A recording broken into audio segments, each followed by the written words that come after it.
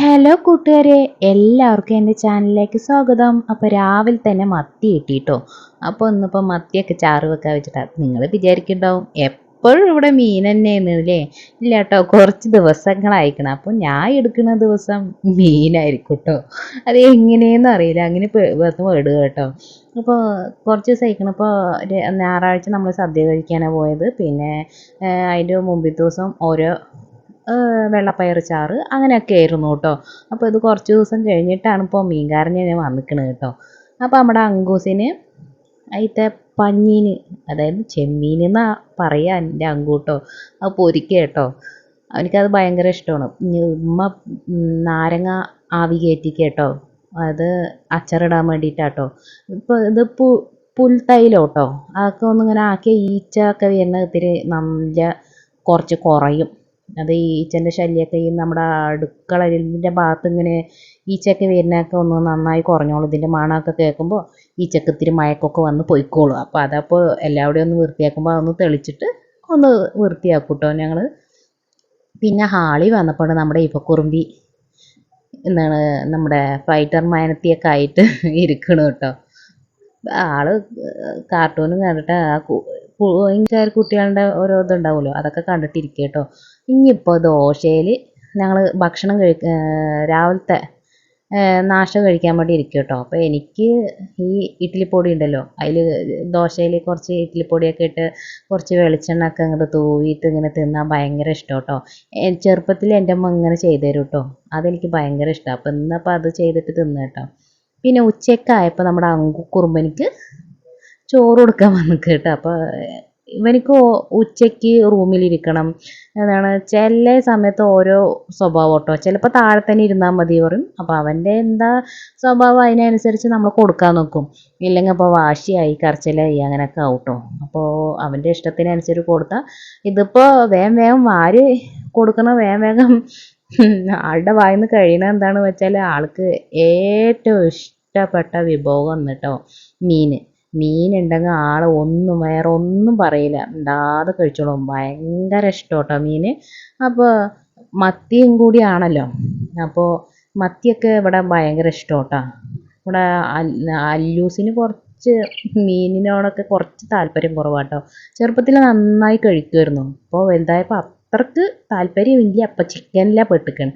ഇനിയിപ്പോൾ ഭക്ഷണമൊക്കെ കൊടുത്തതിന് ഞങ്ങളുടെയും ഭക്ഷണമൊക്കെ കഴിച്ചതിന് ഇനി ഇവനൊന്ന് ഉറക്കാൻ കൊണ്ടുപോട്ടെ. നന്നായി ഒന്ന് ഉറങ്ങി ചിലപ്പോൾ വൈകുന്നേരത്തിനൊക്കെ ശരിയാവും. അപ്പോൾ വൈകുന്നേരമൊക്കെ ആയി, അവനൊക്കെ നല്ല ഉറക്കം കേട്ടോ അങ്കു. അപ്പോൾ ഇവിടെ വന്ന് നോക്കുമ്പോൾ ഇവിടെ നല്ല കളിയിലാണ് കേട്ടോ അല്ലൂസും കൂട്ടരും. അപ്പോൾ കുറച്ച് നേരമൊക്കെ നോക്കി അവർ ഓടിക്കളിക്കലും ഒക്കെയാണ്. അപ്പോൾ ഇനിയിപ്പോൾ താഴെ ഒന്ന് പോട്ടേ വെച്ചിട്ടാണ്. താഴെ പോയി ഇനിയിപ്പോൾ വൈകുന്നേരത്തേക്കുള്ള ചോറിനുള്ള പരിപാടിയൊക്കെ നോക്കണം. ചാറൊക്കെ ഉണ്ടാവും കേട്ടോ. കുറച്ച് അരിയൊക്കെ ഇട്ട് തിളപ്പിച്ചിട്ട് അവിടെ ഇറക്കി വെക്കാൻ വെച്ചിട്ടാട്ടോ. അപ്പോൾ നമ്മുടെ അരിയൊക്കെ കഴുകി റെഡിയായി. ഇനി കലത്തിലൊക്കെ അങ്ങോട്ട് ഇട്ട് ഇനിയിപ്പോൾ വൈകുന്നേരത്തിന് എന്തെങ്കിലും സ്നാക്സ് ഉണ്ടാക്കി തരൂ ഉമ്മ എന്നൊക്കെ പറഞ്ഞിട്ടുണ്ടായിരുന്നു അല്ലൂസ്. ഉച്ചക്ക് തന്നെ ഉണ്ടാക്കിത്താ, പാല് കാച്ചിത്താന്നൊക്കെ പറഞ്ഞിട്ട് ഒരേ പ്രശ്നമായിരുന്നു കേട്ടോ. ഞാൻ പറഞ്ഞു വൈകുന്നേരം ആവട്ടെ, വൈകുന്നേരം ആയിട്ടൊക്കെ ഉണ്ടാക്കി തരാമെന്ന് പറഞ്ഞിട്ട് ഞാൻ അവനെ ഉറക്കാൻ പോയതാട്ടോ. അതിന് കുറച്ച് ചിണുങ്ങലും ഇതൊക്കെ ആയിട്ട് ഇങ്ങനെ നിൽക്കുന്നുണ്ടായിരുന്നു. ശരി എന്നാന്ന് പറഞ്ഞിട്ട് നമുക്ക് ഈ മുട്ടയും പാലൊക്കെ ഒന്ന് നന്നായി ഒന്ന് പതപ്പിച്ചെടുത്തിട്ട് ഇതിൽ കുറച്ച് വാനില എസൻസൊക്കെ ഇട്ടിട്ട് നമ്മുടെ ബ്രെഡ് റോസ്റ്റ് ഉണ്ടാക്കുക കേട്ടോ. ഇത്തിരി പഞ്ചസാരയൊക്കെ ഇട്ടിട്ട് അത് നന്നായിരിക്കുമല്ലോ. അപ്പോൾ ഇത് പിന്നെ ചൂടോടെ തിന്നണം, അല്ലെങ്കിൽ ചൂടാറിക്കഴിഞ്ഞാൽ അതിൻ്റെ ടേസ്റ്റൊക്കെ പോകും കേട്ടോ.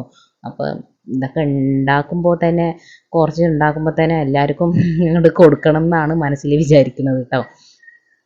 അപ്പോൾ നമ്മുടെ വാനില എസൻസൊക്കെ എടുത്തിട്ട് കുറച്ച് ഒരു ഇത്തിരി പൊട്ട് ഒഴിക്കുക കേട്ടോ. അതിൻ്റെ ആ മുട്ടൻ്റെ ആ ഒരു മണം ഉണ്ടാവുമല്ലോ, അത് മാറാനായിട്ടോ. അല്ലോ അപ്പത്തിന് നമ്മുടെ അങ്കൂസ് ഇന്ന് ഇത്ര ദിവസവും ഈ ഒരു കരച്ചിലില്ലാത്തതായിരുന്നു കേട്ടോ. ഇന്ന് നോക്കിയിട്ടിപ്പോൾ കരയാൻ ഞാൻ അങ്ങനെ മനസ്സിൽ വിചാരിക്കും കേട്ടോ. ഇപ്പം എൻ്റെ കുട്ടി ഇപ്പം ഇത്തിരി ശരിയായിക്കണം, അപ്പം ഇനിയിപ്പോൾ സ്കൂളിൽ പോയിട്ട് വരുമ്പോഴൊക്കെ നല്ല കുട്ടിയായി ആവും എന്നൊക്കെ നല്ലൊരു മനസ്സമാധാനമായിരുന്നു കേട്ടോ ഇത്ര ദിവസം. ഇനിയിപ്പോൾ ഇന്നുണ്ട് ആ അമ്മമാരങ്ങനെ വിചാരിക്കാൻ പാടില്ല അല്ലേ. അപ്പോൾ അമ്മയുടെ മക്കൾ നേരെ വിപരീതമായിട്ട് തന്നെ കാണിക്കുകയുള്ളൂ. അപ്പോൾ നമ്മുടെ ചട്ടിയൊക്കെ ചൂടായിക്കണം. അപ്പോൾ നമ്മുടെ ഈ മുട്ടയും പഞ്ചസാരയിലൊക്കെ മുക്കിയ നമ്മുടെ ബ്രെഡ് അവിടെ ഒരു സിമ്മാക്കി വെച്ചിട്ട് കുറച്ച് വെളിച്ചെണ്ണയൊക്കെ ഒഴിച്ചിട്ട് നെയ്യ് ഉണ്ടെങ്കിൽ നിങ്ങൾ നെയ്യ് ഒഴിക്കാം കേട്ടോ. ഞാൻ ഇത്തിരി എളുപ്പപ്പണിക്ക് ചെയ്ത് കേട്ടോ. അപ്പോൾ നമ്മുടെ ഇതൊക്കെ അയക്കണം കേട്ടോ.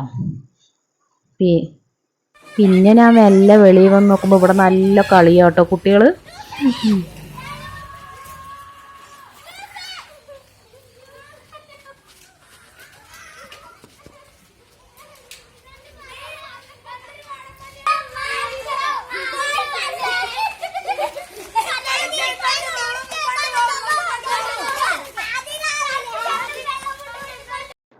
അവരവിടെ നല്ല കളിയില്ല. അവിടെ ഒരാൾ നോക്ക് സങ്കടപ്പെട്ടിരിക്കുന്നു. പിന്നെ കുറച്ച് നേരം കഴിഞ്ഞപ്പോൾ അല്ലൂസ് വെള്ളം കുടിക്കാൻ വന്നപ്പോൾ ഇതിൻ്റെ മണമൊക്കെ കേട്ടപ്പോൾ ആൾ രണ്ടെണ്ണം തിന്നായിരിക്കുക കേട്ടോ.